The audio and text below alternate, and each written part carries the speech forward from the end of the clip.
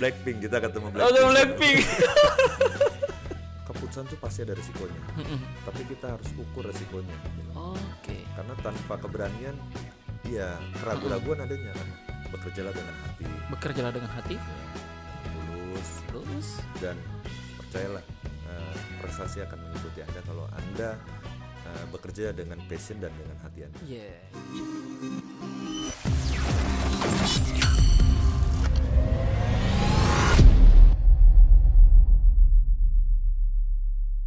Oke. Assalamualaikum warahmatullahi wabarakatuh. Waalaikumsalam warahmatullahi wabarakatuh. Di podcast kita kali ini kita kedatangan tamu someone spesial nih. Semuanya spesial ya. Yes, yang punya tanggung jawab atas beredarnya warna kuning Dan orange. se-Indonesia Timur. Iya. Sekarang udah Jakarta juga Pak ya. Jakarta juga. Oke. Cuman populasi kita banyak di hutan Pak Yudi. Oh, nggak banyak di terlalu hutan, nggak terlalu kelihatan Nggak ya. terlalu kelihatan. Paling kalau di kota yang 4 roda doang kalau di kota. Ya, betul lah. Sesuai dengan aturan kan. Oke, welcome Pak Berlan Sumadi, Oke, terima kasih Pak Yudi. National Operation Head untuk tim komersial vehicle. Yes. Ya, yang punya kuning dan orange ini, se-Indonesia Timur. Alhamdulillah. Alhamdulillah. Gimana kabar Pak? Alhamdulillah baik. Baik ya. Sehat. Tentunya ini harapan kita selalu. Ya. Ya, harapan kita selalu senantiasa sehat ya, apalagi dengan meledaknya Covid lagi nih ya, semoga nggak sedrastis dulu lah ya Pak. Mudah-mudahan. Semoga apalagi kita alhamdulillah sudah semua vaksin ini. Dan tinggal nunggu yang ketiga ya. Iya, kita nunggu booster yang ketiga ini insya Allah ya. Kita semua siap lah. Tentunya. Baik, Pak Berlan. Pertanyaan pertama. Motor atau mobil?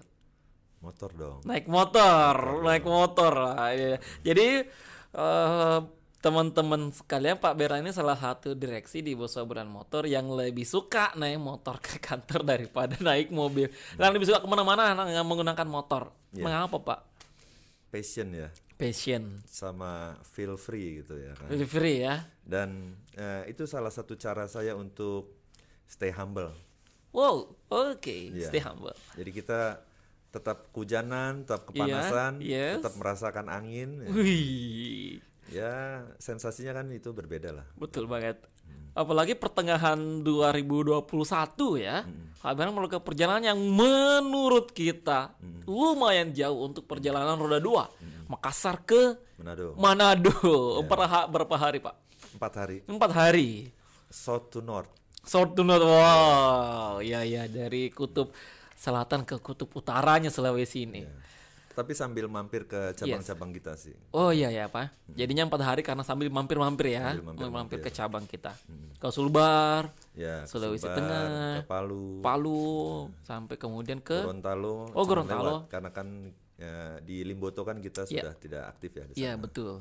Finish di Manado. Finish di Manado. Wow, luar biasa ya Pak perjalanan itu. Ini dinikmati tentunya. Ya dinikmati, pastinya dinikmati. Iya, Capek pastilah. Capek pasti. Dan hobi banget. Sejak dulu ya Pak? Sejak jadi zaman sekolah kayaknya. Sejak zaman sekolah.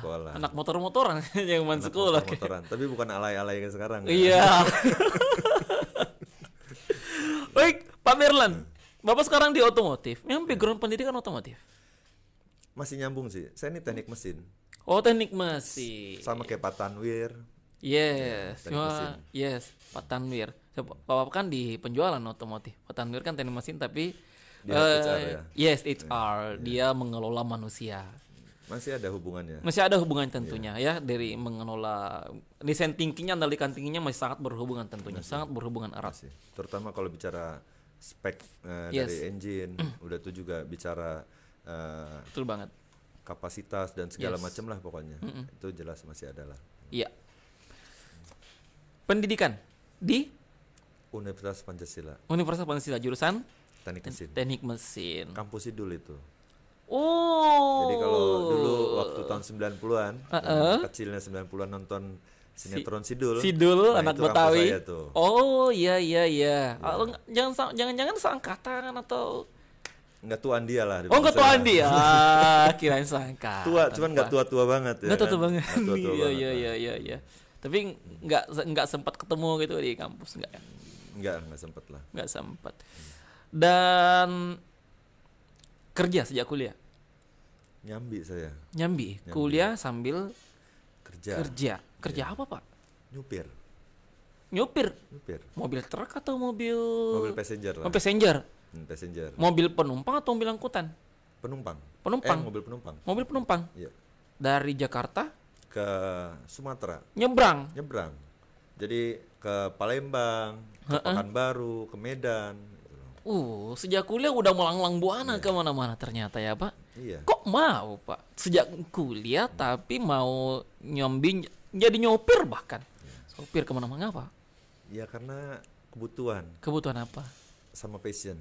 Oke. Kalau bicara kebutuhan, kita anak muda lah, Yes. pasti pengen jajan. Betul. Punya pacar kali waktu itu. Kan? Cuman malu minta sama orang tua kan. Iya. Masa udah. modalin pacar pakai uang orang tua Iya, ya malu kan? dong ya kan. Pakai duit sendiri kan? Iya. Cuman pekerjaan yang tidak terikat dengan waktu kuliah saya adalah nyupir. Mungkin kalau sekarang Grab sudah buka, saya nge-Grab kali mungkin. Waktu itu ya. Oke, kan bisa tentukan nih kapan kita mau off, Iya. kapan kita mau on ya. Betul. Jadwal kuliah kayaknya 3 hari ini kosong. Iya. Udah. Nyupir deh. Saya nyupir deh. Cari jadwal yang 3 hari. Berarti itu nyupir join sama orang. Iya, diajak lah. Oke. Udah itu anak muda, suka mobil, Suka mobil. dibayar pula. Iya. Cocok. Mantep ini suka Lengkap jalan-jalan tapi jalan-jalannya Iya. dibayar. Jangan dibayar. Iya, berarti sudah melanglang buana kemana-mana memang ya sejak. Pengalaman itu. Berarti Bapak memang asli Jakarta ya? Asli Jakarta. Asli Jakarta. Dan setelah kuliah apakah masih melanjutkan profesi itu? Enggak dong. Iya. Tapi itu jadi salah satu ini saya, pengalaman saya. Karena setelah itu saya bekerja di perusahaan rental Yes. dan saya ngurusin supir. Jadi kayaknya mulai hafal tuh karakter supir tuh. Mulai hafal ya karakter. Iya, Jadi iya, selain iya. ngurusin kendaraan, yang ngurusin supir juga. Di perusahaan rental. Perusahaan rental. Perusahaan rental. Oke, situ sejak tahun berapa di perusahaan rental itu? Tahun 2003 ya. Saya lulus 2002 akhir, 2003 saya mulai bekerja. Oh, langsung 2003 langsung ya. Langsung. Perusahaan rental sebagai apa Pak di situ? Saat itu saya mulai dari awal ya, masih staf operasional, staf ekspedisi. Oh, Jadi, di operasional memang, langsung di operasional. Langsung di operasional. Ekspedisi. Ekspedisi. Jadi kita yang ngurusin kendaraan sama supir. Area? Jakarta, Jawa Barat lah. Oh, Jakarta dan Jabar. Jawa Barat lah. Oke. Berapa lama di sana? Hampir 6 tahun lah, 6 tahun saya di sana. Bapak memang yang mengajukan lamaran di situ atau memang atau yang teman panggil nih? Mengajukan. Ngajukan. Mengajukan. Ah. Setelah Setelah itu? Saya pindah nih sama-sama ke perusahaan rental. Rental juga? Rental juga. Cuma beda perusahaan. Beda perusahaan. Oke. Di awal ini perusahaan ini tidak besar. Di perusahaan pertama saya ini tidak besar. Jadi saya hanya bekerja saja. Dalam kurun waktu hampir 6 tahun itu. Oh, 6 tahun di sana. Hampir 6 tahun. Tidak ada peningkatan status Tetap di posisi yang sama, staff Yes. operasional. dari start. Oke. Tapi kalau pengalaman banyak sekali. Oh. Makanya saat saya pindah cepat karir saya. Karena pengalaman 6 tahun itu. Yes, betul. Jadi 6 tahun walaupun mungkin posisinya sama, tapi karena banyaknya pengalaman akhirnya bisa membuatnya bisa berakselerasi Akselerasi, betul. di yang selanjutnya. Di perusahaan kedua Pak diterima sebagai apa? Sebagai staf pertamanya juga. Staf pertama selama berapa tahun? 1 bulan. 1 bulan. 1 bulan. Wow. Terus Jadi koordinator. dari staf kemudian bulan kedua langsung jadi koordinator. Koordinator. Area Saya pegang carpooling waktu itu. carpooling. Ya, kita buat project namanya carpooling waktu tahun 2009 lah. Itu project inisiatif dari Bapak atau Kita kolaborasi dengan Kolaborasi. beberapa perusahaan rental besar lah di Indonesia seperti Trek, Indorail, Tunas. Ada sekitar 6 perusahaan besar kita buat konsorsium untuk melayani BCA. Karena BCA ada sekitar 2.000 mobil yang harus kita kelola. Tapi industri itu atau carpooling itu persis seperti sekarang namanya Grab atau Gojek atau Gokar. Jadi jauh sebelum ada Gokar atau Gojek kita sudah buat aplikasi itu. tapi untuk rental nggak Pak? Bukan untuk betul. kayak Grab sekarang ya? Karena waktu itu sebagai nilai tambah bagi customer besar. Oke. Karena investasinya mahal, teknologinya juga mahal, dan butuh maintenance juga. Nah, Makanya itu adalah added value untuk perusahaan-perusahaan yang besar seperti bank gitu loh, kayak misalnya BCA atau Mandiri gitu loh. Dan tidak kita pakai untuk konsumsi publik. Karena mobil plat hitam kan nggak bisa dipakai publik. Betul. Dan yang sangat menarik ini bagi saya, hanya 1 bulan sebagai staff, bulan kedua langsung diangkat sebagai seorang koordinator. Emang apa yang Bapak lakukan di bulan pertama? Sehingga di bulan kedua ini, bukan tahun ini, bulan Pak. Bulannya pun cuma 1 bulan. Banyak evaluasi. Saya banyak diskusi sama atasan saya, manajer saya sering bertanya ke saya, dan dalam 1 bulan itu saya diangkat jadi koordinator. Tapi yang lebih lebih mengejutkan lagi buat saya, 4 bulan kemudian saya diangkat jadi supervisor langsung. Hanya butuh waktu 4 bulan. Iya. Berarti dari awal 5 bulan ya. 5 bulan. 1 bulan tambah 4 bulan koordinator, langsung diangkat jadi seorang supervisor. Bayang saya 5 tahun atau 6 tahun di posisi yang sama, tapi dalam 5 bulan saya sudah lompat di 2 posisi. Ya. Ini pelajaran penting banget ini Pak ya. 6 tahun walaupun posisinya sama, tapi banyak pelajaran di situ, banyak pengalaman yang bisa diambil sehingga berpindah ke perusahaan yang lainnya atau tempat yang lainnya, belajar dari situ bisa lebih berakselerasi. Ini pelajaran penting ini bagi teman-teman sekalian. Jadi tahun yang sama, tapi tahunnya boleh sama atau harinya dalam 1 tahun boleh sama, tapi mungkin kinerjanya nggak boleh sama ya Pak? Nggak boleh sama. Nggak boleh sama. Harus beda. Harus terus mencari sesuatu yang baru. Mencari tantangan yang baru. Check risk and conquer your fear. Mantap. Jangan pernah takut sama sebuah masalah, tapi hadapi dan lewati itu. Ini bisa jadi quote-quote lagi nih. Mantap. Nah, supervisor Pak, berapa lama jadi supervisor? 6 bulan. 6 bulan lagi? 6 bulan. Terus? Asisten manajer. Langsung jadi asisten manajer di perusahaan yang sama? Perusahaan yang sama. Iya. Berarti cuma 11 bulan ya di perusahaan itu. Kurang lebih 1 tahun lah. 1 bulan pertama jadi staff, bulan kedua langsung jadi koordinator, kemudian bulan ke-5 jadi supervisor, kemudian bulan ke-11 itu menjadi asisten manager. 1 tahun tapi 3 kali naik jabatan. Iya, betul. Iya. Karena mungkin atasan saya melihat kapasitas saya sudah ada di situ. Cuman itu fase yang harus saya lewati. Karena selama 6 bulan, selama 6 tahun saya bekerja, itu saya sudah teruji dengan problem solving gitu loh. Biasa menghadapi banyak masalah, yang menghadapi tantangan yang ada, berkomunikasi dengan customer. Cuman karena di situ tidak ada jenjang pangkat, jadi saya hanya stuck di situ, tapi experience saya yang banyak dan harus berani. Harus berani ya Pak? Berani. Harus berani. Semua keputusan itu pasti ada resikonya, tapi kita harus ukur resikonya gitu loh. Karena tanpa keberanian, keraguan-raguan adanya kan. Iya. Kita tahu masalahnya itu, dan kita tahu solusinya itu juga. Ada solusinya. Tapi kalau kita tidak berani ambil keputusan, dia akan menggantung terus. Iya. Jangan sampai maju atau enggak nih, maju atau mundur nih. Mundur cantik. Mundur cantik. Ini nih teman-temannya, beraninya bukan berani fraud ya, bukan berani, tapi berani melakukan sesuatu yang lebih baik tentunya. Kalau itu bukan berani, itu nekat, bodoh. Nekat. Ini kan keputusan yang diambil berdasarkan analisa kita. Gitu. Asisten manajer berapa lama? Saya hampir 1 tahun di sana. Gak lama ya? Gak lama.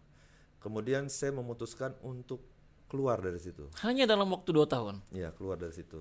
Kenapa? Padahal kan ini karirnya udah melejit banget ini. 1 tahun naik jabatan 3 kali.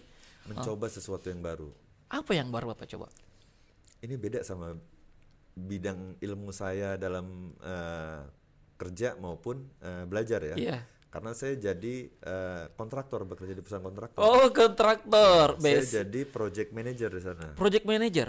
Itu perusahaan kontraktor Bapak bangun sendiri dengan teman-teman atau diajak sama orang lain? Dengan teman. Join kita sama teman. Bapak rintis dengan teman? Iya. Berarti mulai dari nol dirintis? Dari nol, benar-benar dari nol.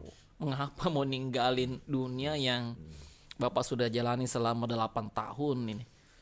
Ya, saya pikir kita butuh tantangan kan dalam hidup kan. Tantangan. Dan tawaran itu menurut saya saat itu saya rasa menarik ya. Menarik buat saya. Suatu hal yang baru, dan kita bekerja di luar perusahaan nih, karena kita yang kelola perusahaan gitu loh. Jadi masalah waktu lebih fleksibel, udah tuh bicara uang yang kita dapatin tergantung dari performa kita. Berapa banyak saya bisa menyelesaikan proyek, berapa banyak kita mendapatkan proyek, berapa banyak kita mendapatkan profit dari setiap proyek. Nah itu yang kita kelola. Nah itu challenge-nya dari situ. Tapi saat tidak dapat, ya tidak dapat juga. Nggak dapat apa-apa. Nggak dapat juga. Dan ada masa-masa itu Pak. Ada masa-masa itu. Ada masa yang kayak roda, kadang-kadang di atas, kadang di bawah, di bawahnya di bawah banget lagi. Sampai mau ngerokok aja susah. Masa Pak? Iya, pernah lah dari situlah. Di tahun keberapa, di tahun atau di bulan keberapa mengelola developer itu? Mungkin di bulan-bulan pertama sampai awal ketiga itu masa-masa sulit. Masa-masa merintis lah ya, masa-masa merintis. Tapi setelah itu dalam 1 tahun lebih, saya ngerasa sudah tidak ada tantangan lagi. 1 tahun udah merasa nggak ada tantangan lagi. Iya. Mengapa? Karena sudah ada di comfort zone. Saya rasa saya tidak ingin terjebak dalam comfort zone. Oke. Ini menarik nih. Nggak mau terjebak dalam comfort zone. Oke. Semua sudah bisa dikelola, semua sudah autopilot, semua sudah berjalan dengan sendirinya. Dan saya rasa diri saya di situ sudah tidak terlalu punya peranan lagi.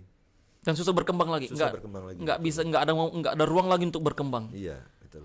Dan saat itu saya memutuskan untuk kembali bekerja. Sebagai? Di bidangnya, maksudnya di disiplin ilmu lah. Saya melamar waktu itu di perusahaan logistik sebagai kepala kendaraan. Berarti mirip-mirip lah dengan perusahaan-perusahaan sebelumnya ya. Saya melamar sebagai kepala kendaraan. Transport. Diterima di situ? Asisten manajer, asisten kepala cabang.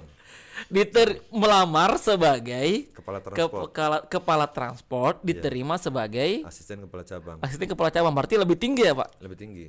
Karena kita pegang semuanya, bukan cuman satu bidang kan, berarti kan, bukan satu departemen. Melamar yang satu, diterimanya yang lebih tinggi. Mungkin istilahnya di dunia kita ini overspec. Iya. Bisa mungkin kali. Overspec ya mungkin. Ini overspec, ini nggak cocok ini kalau kepala ini nih. Harusnya ya sistem manager. Ini terima sebagai sistem manager. Dan Bapak terima. Oke. Dan itu perusahaan di Panasonic. Ya, di bidang logistiknya. Se-Indonesia ini dikontrol. Se-Indonesia. Berarti Bapak ini asisten manajer untuk se-Indonesia ini. Ya, kepala cabang utama di Jakarta Raya itu. Jakarta Raya. Karena kita yang handling seluruh distribusi seluruh Indonesia. Wow, ini menarik ini ya. Asisten kepala cabang waktu itu. Asisten kepala cabang berapa lama Pak di situ? 2 bulan. 2 bulan? 2 bulan. Setelah itu?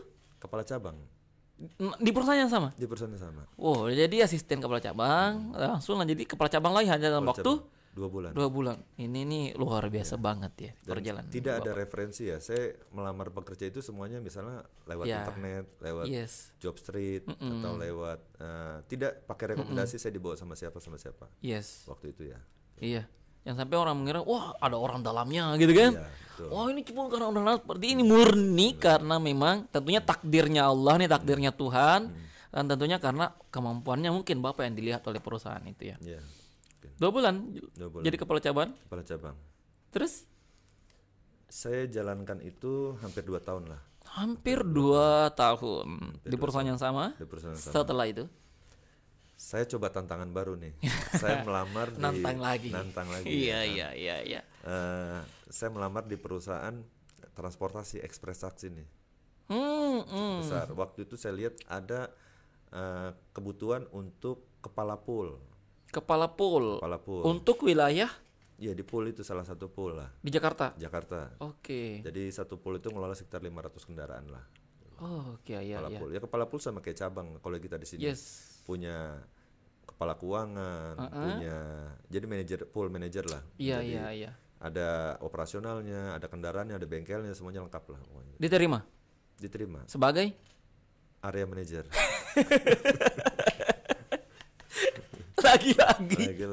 Melamarnya kepala cabang, diterimanya sebagai area manager. Overspec lagi dong. Atau mungkin saya menilai diri saya terlalu rendah kali ya. Gitu ya. Iya. Ternyata orang lain yang melihat kemampuan kita. Jadi mungkin ini pelajaran juga ya, bahwa jangan terlalu minta saya mau ini, perlihatkan saja. Perlihatkan saja potensinya kita, kemampuannya kita akan naik pada waktunya. Betul. Karena atasan-atasan kita pasti mengevaluasi, betul, akan melihat dari kapasitas kita. Iya, nggak akan tutup mata tentunya. Dan jangan cawe-cawe, jangan banyak kalau kita bilang sekarang kan banyak politiknya daripada prestasinya. Iya, loh, jangan semuanya serba dipolitiki, ya kan? Potensi pun dipolitiki. Janganlah ya. Janganlah itu. Sama kayak kita kan kemarin Pak, ini kan kita baru-baru pengumuman most valuable employee, semuanya kan Pak murni bahwa scoring. Ya. Murni nggak ada bilang ada orang dalamnya itu, enggak. Ini semuanya kita semuanya skormu sekian yang pantas nomor 1, kau nih berangkat ke Mandalika. Mandalika. Itu kan terang benderang ya, karena tiap bulan atau 3 bulan bisa dilihat. Per 3 bulan itu dikirim oleh Ibu Mei. Iya. Jadi nggak ada argumentasi lagi harusnya kan. Iya, harusnya emang betul ini. Dan sebagai area manager tadi ya Pak di situ. Berapa lama di situ? Nah, itu cukup lama ya. Cukup lama. Area manager mungkin 2 tahun. Udah tuh saya diangkat jadi kepala divisi.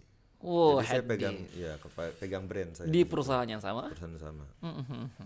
Jadi tadinya kan ada area manager, kita pegang divisi. Jadi merek yang berbeda. Karena kita punya beberapa brand. Tapi tetap di satu payung perusahaan. Satu grup yang sama. Oke, jadinya jadi head div di situ. Iya. Dan disitulah saya ketemu sama Pak Anton Wijaya. Oh iya. Anton bergabung sama kita. Yes, waktu itu Pak Anton dari managing director Boswa Berlian. Sekarang kan sudah jadi managing director untuk grup otomotif. Nah, ketemu sama Bapak. Iya. Pak Anton ngomong apa ke Bapak? Ngomong apa? Wah, banyak sekali ngomong. Iya. Saya lihat ya dari Pak Anton itu waktu kita pertama kenal dan beberapa waktu kita kenal. Ini orang baru. Tapi baru ketemu sama Pak? Ya, enggak, maksudnya dalam industri yang baru. Tapi banyak inovasi, banyak terobosan yang beliau lakukan lah. Iya. Dan inovatif buat kita. Yes, betul banget. Ya.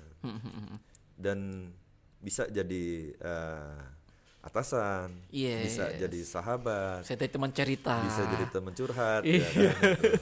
Multi talent lah. Yes, dan bisa menempatkan dirinya sesuai dengan kondisinya tentunya. Ya. Itu loh pimpinan kita itu. Dan kita juga mesti tahu diri dia siapa kan. Iya. Waktu itu ketemu sama Pak Anton, diajakin ke Makassar. Enggak, 1 tahun lah kita. 1 tahun komunikasi. Sekitar 9 bulan atau 1 tahun lah bersama Pak Anton. Kemudian Pak Anton duluan ke Makassar. Pak Anton waktu itu belum ke Makassar. Belum, masih di Jakarta. Masih di Jakarta. Setelah beberapa bulan dia tinggalkan kita, dia telepon saya. Iya. Mau gabung nggak? Iya. Wah, ini tantangan lagi nih, karena jauh dari keluarga dan saya juga belum pernah ke Sulawesi. Nggak punya keluarga juga di Sulawesi kan? Nggak punya keluarga, nggak pernah ke Sulawesi. Nggak pernah. Oke lah, kita coba. Iya. Kita coba. Dan saya waktu itu pegang taksi. Belum ke Boswa Berlian? Belum. Pertama ke Boswa taksi dulu. Boswa taksi dulu. Iya. Bapak pegang Boswa taksi ya. Tahun 2018. Oke. Dan kemudian di 2019 saya diminta sama Pak Suban untuk urusin otorental juga. 2019 selain urusin taksi juga ngurusin otorental. Perusahaan rentalnya kita kan ya, Pak ya. Ini teman-teman bahwa kita selain di grup otomotif juga ada otorental, selain ada taksi, untuk taksi ada juga otorental. Jadi butuh rental, ingat otorental. Iya. Lanjut Pak. Ya. Di taksi itu emang zaman sudah berubah. Tapi kita waktu saya ada di sana kita tetap terus fight gitu loh. Kita terus buat beberapa terobosan untuk menghadapi masalah atau kondisi yang membutuhkan perubahan kan. Yes, dan akhirnya alhamdulillah masih bisa fight nih sampai sekarang. Bisa. Waktu itu kita buat namanya KKN. Apa tuh Pak? Kuliah Kerja Nge-Grab. Oh, iya iya. Anak kuliah sambil kerjanya nge-Grab. Jadi Bagaimana ini- sistemnya itu, Pak? Ini menginspirasi saya zaman dulu kan. Hah. Waktu saya bilang saya zaman kuliah saya nyupir. Oh iya iya iya iya iya. Nah, saat saya punya keputusan, saat saya bisa membuat keputusan, saya ambil itu. Nah, caranya adalah taksi yang lama, saya rebranding lagi. Saya jadiin, saya cat ulang, saya cat yang menarik lah, yang anak-anak muda suka kan, warna merah. Oh, bukan biru nih, yang Bukan, titiknya bukan bukan. Usua ya. Oke, Warna oke. merah, warna silver, warna apapun yang mereka minta, udah tuh plat nomornya kita ganti hitam. Oh. Jadi benar-benar kayak mobil pribadi lah. Iya iya iya iya iya. Dan kita buat scheme yang memang bisa diserap sama mahasiswa nih. Setorannya nggak besar. Store-nya nggak besar. Dan kita kerjasama sama Grab. Oke. Jadi mereka dapat mobil, mereka dapat account. Oke. Wih, untung banget tuh Pak mahasiswanya. Udah cuman perlu tenaga dia doang, Iya. sama keinginan dia doang. Dan banyak yang mendaftar. Ya. Dan banyak sekali. Banyak banget. Dan dalam 3 tahun dia dapatkan mobil itu. Oh. Partnership, kita bikin kemitraan gitu loh. Iya, tunggu ini menarik banget nih. Dia kuliah nih. Kuliah. Nggak punya mobil. Punya mobil. Tapi dikasih mobil. Kasih mobil. Dan didaftarkan juga akun di Grab. Dan selama 3 tahun dia pakai itu, Iya, jadi punya dia. Seksi nggak? Seksi banget. Iya. Makanya membludak waktu itu. Kita sampai kewalahan. Saya sebenarnya waktu zaman kuliah ada ini saya gabung juga kayak ini. Iya iya. Karena model taksi konvensional kan sudah mulai agak tergerus kan. Memang pasarnya ada, tapi yang kita buat ini yang lebih menarik, yang bisa berkompetisi dengan situasi yang ada dan menarik buat supir, bukan cuma buat penumpang gitu loh. Iya, iya. Dari order kita sudah dapat dari Grab kan. 3 tahun mahasiswa dapat duit terus tiap hari. Dia lulus kuliah dia dapat mobil. Iya. Lumayan buat bayar panai kan pacarnya. Betul banget Pak. Akhirnya kenal Panai juga di Makassar. Ya kan? Ya mahal Panai di Makassar. Masa.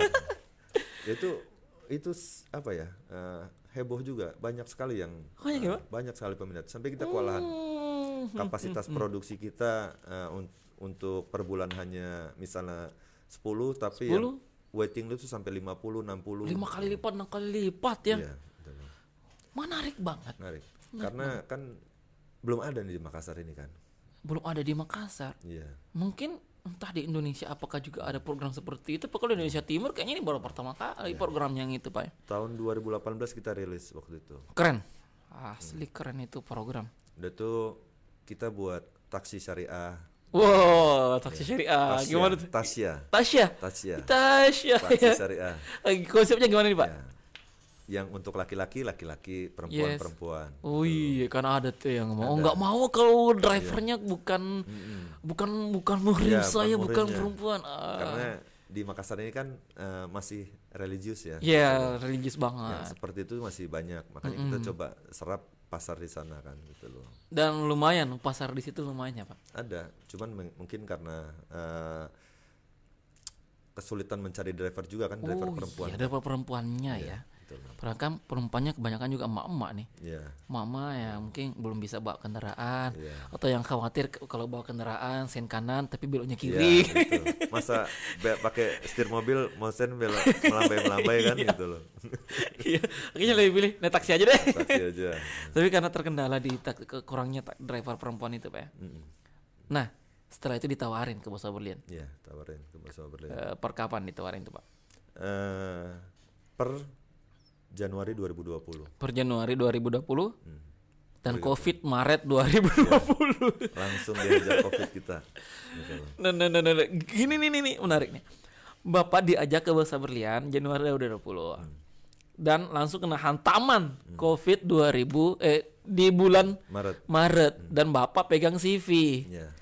Pegang CV di mana di COVID itu Paling terpukul. paling terpukul.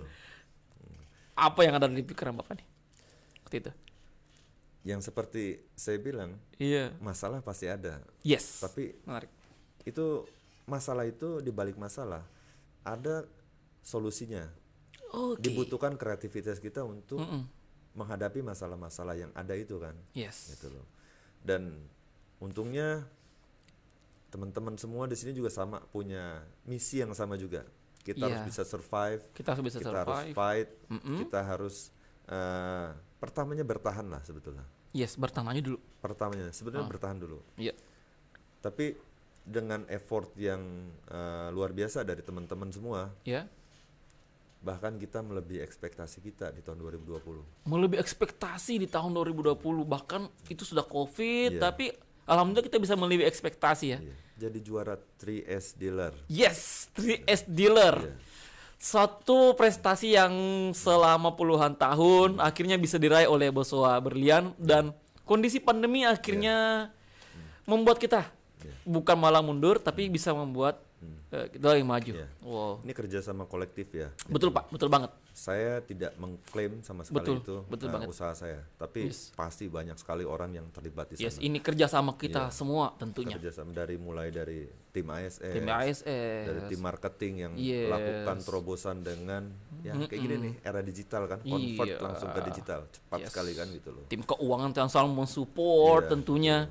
Tim HR juga, semuanya saling support. Kolaborasinya saya rasa di Bosowa ini yang saya rasa saya punya kecintaan terhadap Kota Makassar dan spesialnya Bosowa.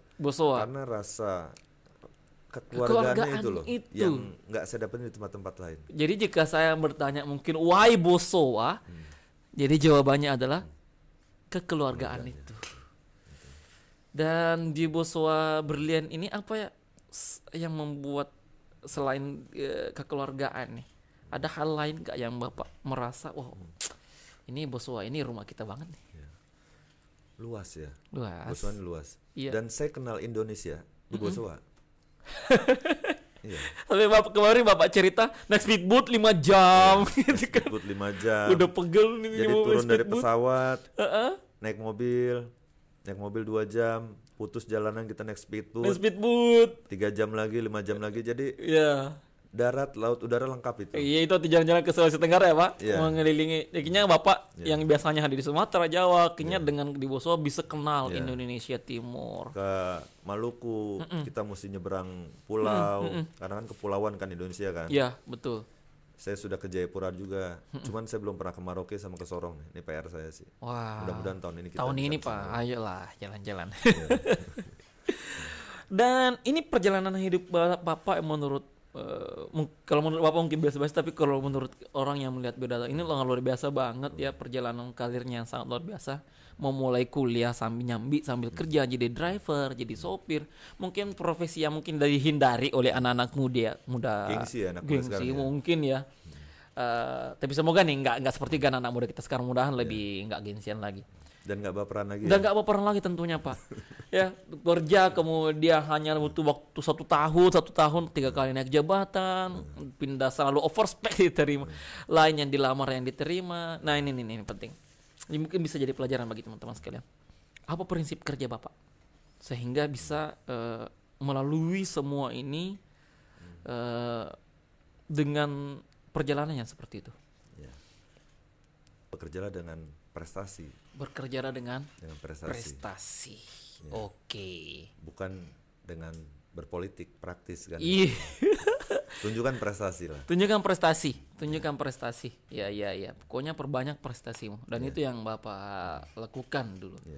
Karena banyak sekali, kalau saya bilang prestasi terlalu banyak terapannya kan gitu.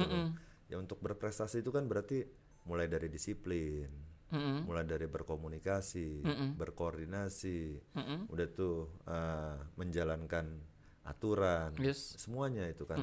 Nanti kayak misalnya yang MVA ini kan itu kan prestasi, sudah diakumulasi semuanya. Betul banget. Nah itulah yang harusnya jadi ambisi kita. Gitu loh. Karena bekerja itu bukan semata mencari uang, tapi butuh aktualisasi diri kan. Betul. Gitu loh. Dan kita itu butuh sebuah pride kan yang buat kita sampaikan ke teman-teman kita, ke keluarga kita. Sama misalnya saya sering kasih tahu teman-teman sales yang tidak mau naik misalnya karena takut dimutasi atau takut menerima tantangan yang baru. Kalau Anda tidak melakukannya untuk Anda, lakukan untuk keluarga Anda. Betul banget. Karena anak Anda pasti akan bangga dengan prestasi dari orang tuanya. Coba kalau ditanya, misalnya saya tidak meremehkan posisi sales. Tapi kalau ditanya anaknya sama temennya, papanya kerja di mana, Ya. jadi apa, jadi sales atau jadi kepala cabang, lebih pride yang mana. Oh yes. Betul banget. Membuat kebanggaan Iya. di keluarga kita. Nah, ini juga nih. Di suatu sesi, di satu momen Pak Berlan bahkan pernah mengatakan, kalau sayut 16 jam per hari. Iya. Waktu di logistik ya. Betul, Pak? Betul. Itu rutinitas itu. Rutinitas 16 jam dalam sehari. Jam 8 saya sudah harus ada di kantor karena saya harus pimpin apel pagi, dan jam 12 malam atau jam 1 saya baru keluar dari kantor. Oh, karena memang kondisi di kantor yang hektik. Iya, membuatnya seperti itu. Iya. Dan saya tidak merasa itu jadi beban. Yes. Itu saya rasa itu kewajiban yang harus saya jalankan. Betul banget. Waktu itu saya sudah tidak di absen. Saya mau pulang kapan aja bisa. Iya. Kalau bicara jam kerja jam 5 saya pulang. Iya. Tapi karena saya rasa kalau saya tinggalkan jam 5 masih berantakan di sini. Oke. 16 jam. Makanya intinya berapapun Anda bekerja, maksimalkan di jam kerja itu. Yeah. Maksimalkan dengan sebaik-baiknya. Dan tentunya laksanakan kewajiban pekerjaan kita. Yeah. Nah, terakhir Pak, apa pesan Bapak untuk seluruh insan Boswa Berlian Motor? Pesan saya di Boswa Berlian ini ya, buat teman-teman di karyawan di sini ya. Ya. Bekerjalah dengan hati. Ya, dengan tulus. Dan percayalah, prestasi akan mengikuti Anda kalau Anda bekerja dengan passion dan dengan hati Anda. Yes, bekerjalah dengan tulus, dengan hati, sesuai dengan passion Anda. Prestasi akan Anda dapatkan. Akan mengikuti. Mengikuti insya Allah ya. Tahun ini mungkin yang berprestasi Goes to Mandalika. Tahun depan semoga Goes to Pyongyang atau Korsel nih. Korut atau Korsel nih. Oh, Korut ya bisa wisata sih. ekstrim ya. Tahun depan Goes to Korea Selatan tentunya. Goes to ya ketemu para opa-opa. Iya. Blackpink, kita ketemu Blackpink. Blackpink. Baik, Pak Berlan, thank you atas insight-nya yang sangat luar biasa, perjalanan karirnya dari kuliah sampai sekarang di posisi sebagai National Operation Head untuk tim Commercial Vehicle di Boswa Berlian, sangat luar biasa. Thank you Pak atas insight-nya. Thank you atas motivasinya buat kita semua, sehat selalu tentunya. Amin. Terima kasih, sehat-sehat juga buat teman-teman semua. Yes, dan semangat selalu tentunya ya Pak. Pasti. Oke, thank you Pak. Terima kasih. Assalamualaikum warahmatullahi wabarakatuh. Waalaikumsalam warahmatullahi wabarakatuh. Okay.